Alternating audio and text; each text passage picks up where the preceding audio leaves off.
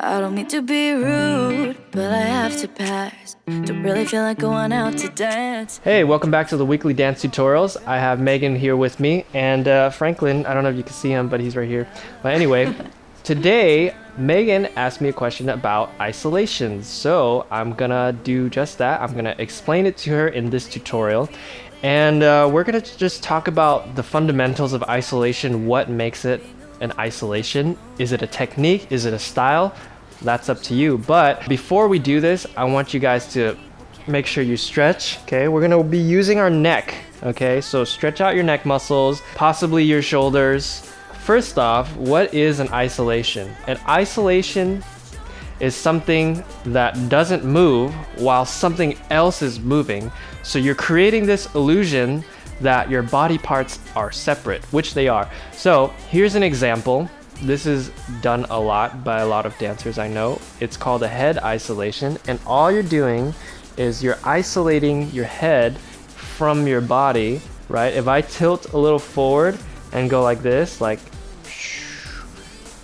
and then do this, that's a head isolation. Even though I did use my body, but the whole point is to see something move while something else is not moving.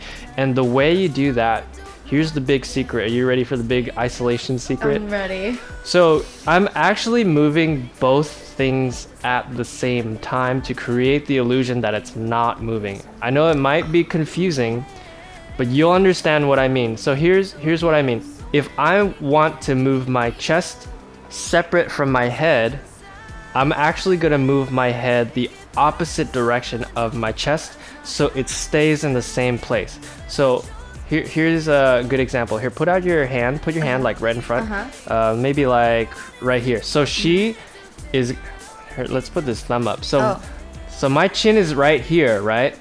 If I'm isolating my chest, I'm gonna move it that way while my head moves this way. Okay, here we go. But it doesn't look like I moved my head at all. Whoa. Right? Because now here's what happens if I moved my chest and didn't move my head. It would just do this. You see how it moves out of place? Versus now, watch, when I start moving my head the opposite way of my chest, it's gonna start being in the same spot. So here's a good exercise. So I want you to just kind of like rock side to side with your chest, right? Really slowly, going left and right. And you don't have to actually go that far, because if you notice, like, your head can't actually go that far. You're probably gonna move like a few inches left and right, but when you combine both of it together, it creates a bigger distance. So check this out. So if I go like this with just my head, right? Over here to the right, to the left, side to side, right? So that's one thing, right? Once you go to this side, I want you to move your chest the opposite way, right? But the trick to isolation also is to not move it. So if you tilt it, you're actually gonna make it look like you're moving it. So you don't want to tilt your head side to side. You want to keep that line straight, and you're just focusing on this movement, like, instead of like that, you know what I mean? Yeah. So you want to go boop, boop. So it's like head and chest working at the same time to create this illusion right here. So you can tilt forward just a little bit, and this is usually better for your audience, because here's a trick that Poreotics uses a lot. Like, we don't just go like this, right? Sometimes we go like this and we do that one, because you could see more of the isolation. So it's just a way of presenting it. So that's one thing, right? So remember, you move opposite of where you actually want to isolate, right? And then when you're moving your head, it's kind of the same muscle, but you're focusing more on just your head moving. Then once you switch to your body, it's your body and your head moving at the same time. See, I placed my hands here so that you could see it better, because if I took it out, it's kind of like blending in with the rest of my body. When you put your hand here, you're creating an illusion that you're taking your hand and moving it like a piece, like a block or something, right? Exactly. So that's just side to side isolation, right? The more complex one is like the circular ones. So if I'm going around in a circle with my head, that means if I do this movement with my chest, I have to do that same movement with my head, but opposite, to get it to look isolated. So this is something you want to practice piece by piece.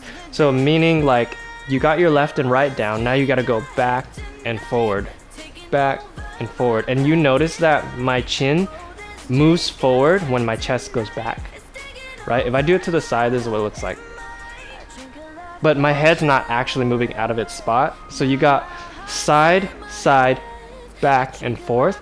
And you just want to combine all of those things to create the circular motion. So if I go right, back, left, forward, and just think of it like a video game where you're moving the controller like, okay, I want to go here, here, here, here, and then you just kind of move along those directions, and eventually you can go like this, like in a circle, right? But practice one side at a time.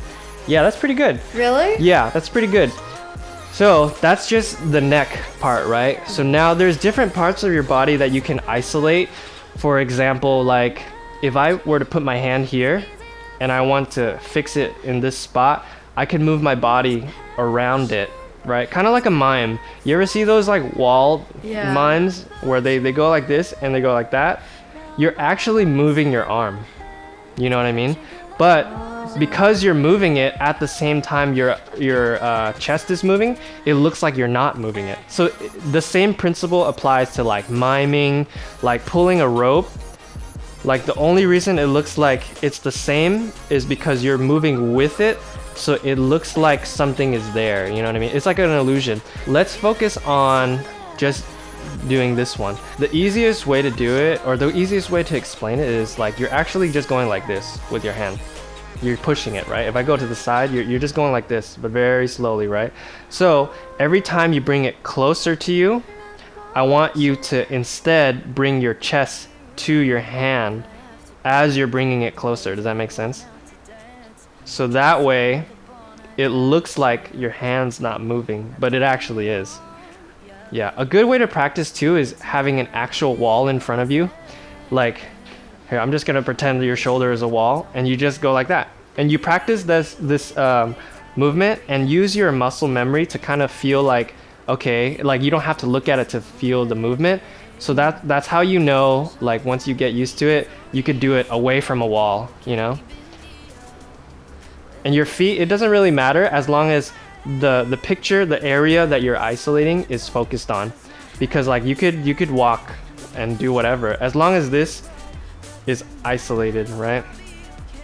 How can we use our feet or like legs? How can we use our feet to isolate? So a big part of the feet also comes from the hip. Because your hip is like the part that connects to your legs. So with isolation, you have to think about not just the part you're isolating, but everything around it, right? The surrounding parts.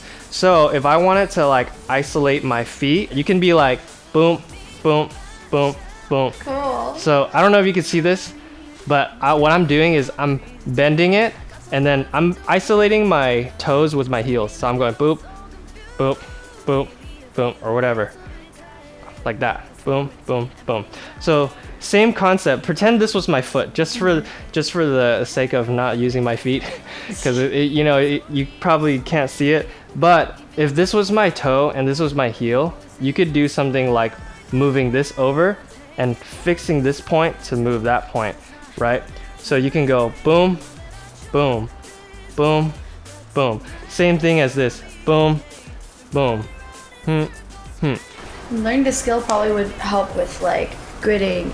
Yeah, for sure. Like that. So this technique, you could use it with almost any kind of dance style, as long as it's something that you feel that, it fits your style. Because a lot of people don't do isolations if they're more of like free moving or whatever, right? But some people are very rigid, so isolation is like perfect for that, right? So it just depends on how you use it. But the concept is pretty the same all across the board in terms of movement. If one thing goes this way, the other thing goes the other way to create that illusion. So that is the breakdown on isolations. Hopefully you learned something from that. If not, if you have any more questions, you can always ask me on Instagram at ken.poriotics. Make sure you check out Megan's stuff on Instagram, Twitch, everything. She's everywhere. Yeah. I'm gonna put all the little links right here, okay? And thanks again. See you guys next time.